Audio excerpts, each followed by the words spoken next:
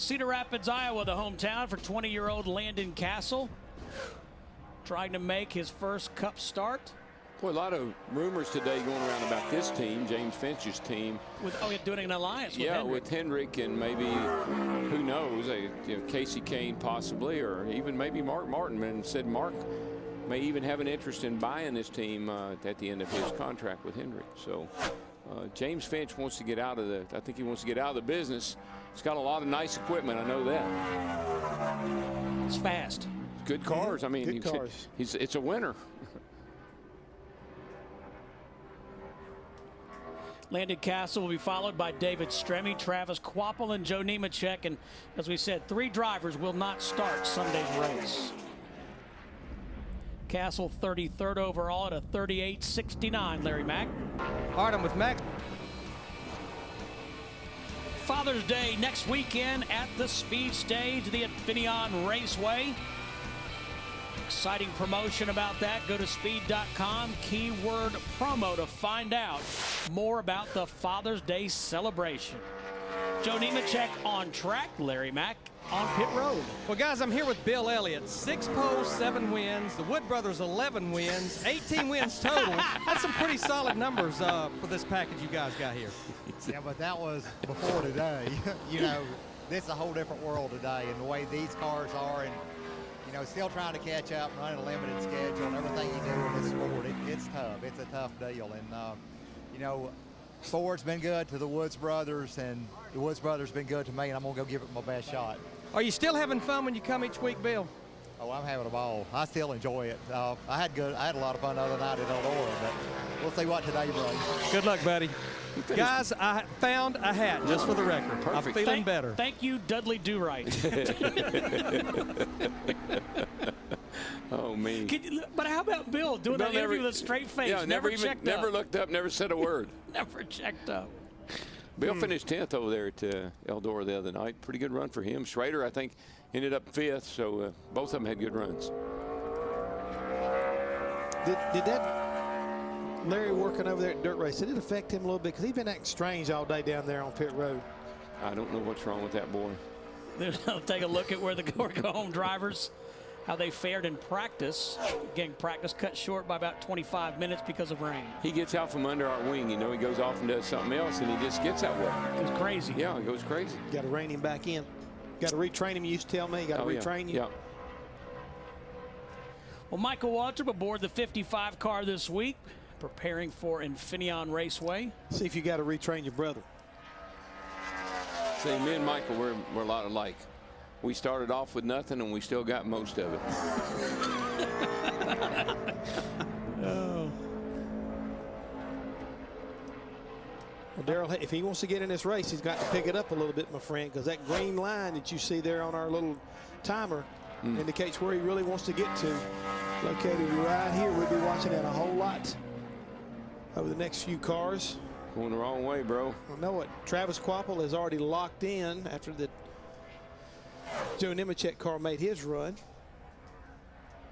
Going to have to run too, buddy. Going to have to pick it up. I don't think he can hear me.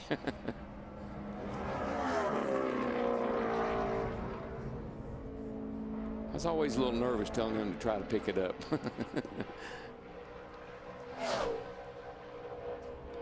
So as Jeff said, Travis Kvapil locked in, Landon Cassill, Joe Nemechek, and David Stremme have anxious moments, waiting to see if they make the show. Car looks like it's just kind of in a 4-wheel drift. It does. Yeah. Just kind of sliding around the corner. Not pushing, not loose, just sliding. And Daryl, this is not going to work. Not any better, no. It's the slowest of the slow. And he slows down by 2/10. Larry? Well, I'm here with a man that sat on the pole here in June of 2007, J.J. Yeley. And J.J., you are the caboose of the Go Homers. We will know when you run. All of the anticipation will be over. Yeah, it's really eating me up right now, too. You know, the Promise Village speed plant car has been really good. We were 30th quick in practice. You know, the car looked good. The car drives good. You know, we struggled with a little bit of speed getting off the corner.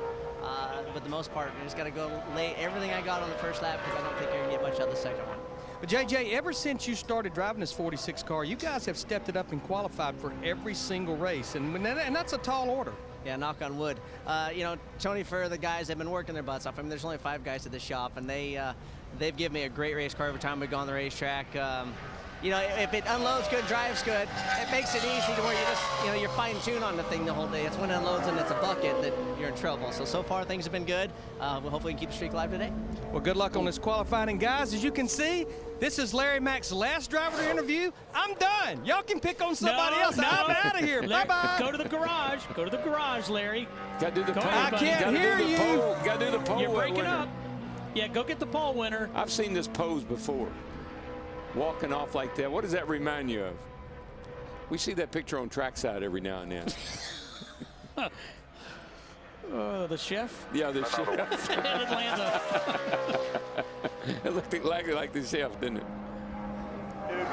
Dave Blaney, 39th overall, and that does lock Landon Cassill into the show. So And congratulations to Landon. Watching his 66 car, he had a good lap going into 1, right about the middle of 2. That car did a little D-do, like we saw the 12 car David and Brad Keselowski a little earlier, and it really, I mean, just killed all the momentum down the back straightaway. So now he's trying to play too. Yeah, you got no choice, but you got to get out of the gas and catch the car and get the car back under you before you can get back in the gas. You lose so much speed, so much momentum, it's hard to make it up. And Dave slows down by a little over a 10th. That's not good news for Dave either, because Todd Bodine, Johnny Sauter, Max Pappas, Bill Elliott, and J.J. Yeley, those cars are all pretty fast. Stay with us here on Speed. We'll wrap up qualifying after this. Looking for a stock car fantasy game? Log on to speedfantasyracing.com and register now for the new Summer Series. Create your own group or play overall to win prizes. The grand cash prize has doubled for the summer to $3,000. Todd Bodine aboard the 64 car. Has 13 Michigan starts, but none since 2004 in the Cup Series. Todd coming off a big win down in Texas in the Camping World Truck Series. 6 in a row at Texas. That's amazing. It is. Got her dialed in down there. And it wasn't an easy win either.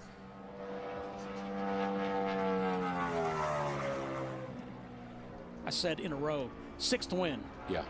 Still 6 wins. It's kind of like headed toward Darrell's wins at Bristol. You know what I'm saying? Anytime you can win at a racetrack in multiples like that, that's impressive. So is this lap right here for Todd. He's going to put himself maybe in the show. And he's going to be right there. I think it should lock him in. Joe Nemechek is locked in. Landon Cassill will make his Sprint Cup Series debut here on Sunday. And Travis Kvapil also locked in. Todd's the next one to lock in. No, he is locked in. That did. That's it. You only got to beat 3.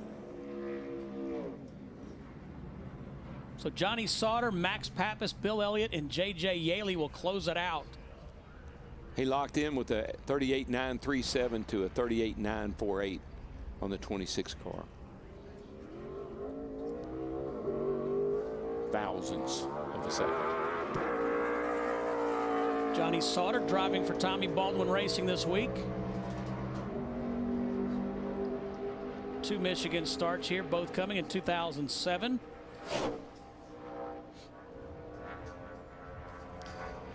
Now for Johnny, he was the slowest of the go-go homers at a 39.50 earlier today in practice. So we'll see what he can improve on that. Car looks like it's real nervous coming to take the green already, Darrell. Yeah, and he's pretty high, but of course that's not unusual. Get up high like that, get a lot of momentum coming to get to green. We'll see how that works out for him. I mean, you're talking about these guys back here picking up thousands to get in the show, not tenths, not even hundreds. You're talking thousands back here with these guys. Way out of the throttle a long time, but if he can get back in it hard enough, I don't think he was able to. Carrying a lot of speed off down into turn 1. I think it may have probably hurt him a little bit because he heard how long he had to stay out of it before he could pick it back up.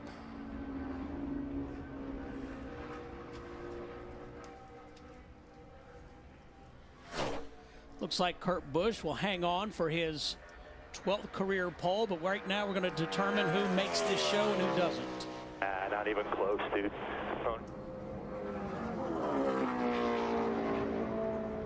39.45, the slowest lap posted here in qualifying. Heard the spotter say not even close, and they got to run another one to see if they can squeeze some time out of it. He is coming back a little bit. That actually sounded like Carl or Tommy Baldwin on the radio. It did. Guarantee you one thing, this cat behind the wheel, if it can do it, you got the man to get it done. Where were you? We were at Charlotte a few years ago, and he had his right foot down on the gas pedal so hard he bent it. That's my kind of driver right there. Push it through the firewall. Not good enough on his second lap. Actually loses almost 4/10. Who's that remind you of pushing through the firewall? Earnhardt. Short man. Yeah, okay. Stay with us here at Michigan. We'll be right back.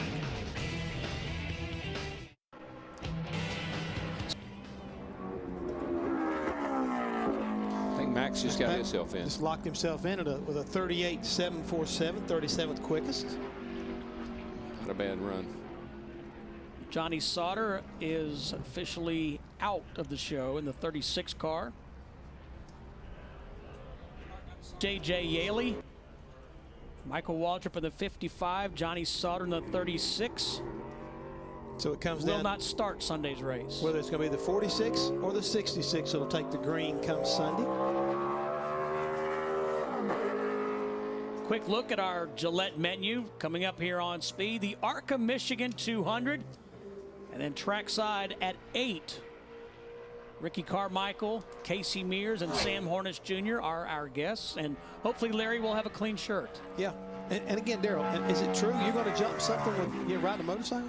No, man. Why'd you say that? It's the second time he's mentioned it. I know. Why you keep bringing that up? I kept getting told that just because I drove that monster truck doesn't mean I've lost my mind. Well, that's debatable. Well, 4 wheels maybe. See what I mean? He's not a motorcycle kind of guy. 4 wheels maybe, but 2 there ain't no way. Okay. Now I got bad information. If it had training wheels, maybe. That's not even a definite maybe. It's a sort of maybe. Sort of maybe. Well, he had to pedal it off of turn 2 right there, Daryl, but looks like he is still strong down the back straightaway. I'm talking about J.J. Yeley making this race. He can just maintain. Don't want that thing to get loose on you. Working the wheel, and you can see there he's in that 4-wheel slide. She's sliding. Boy, you got to get her back down the hill here. Come on, if you're going to make it. We'll be okay, looks like. Yep.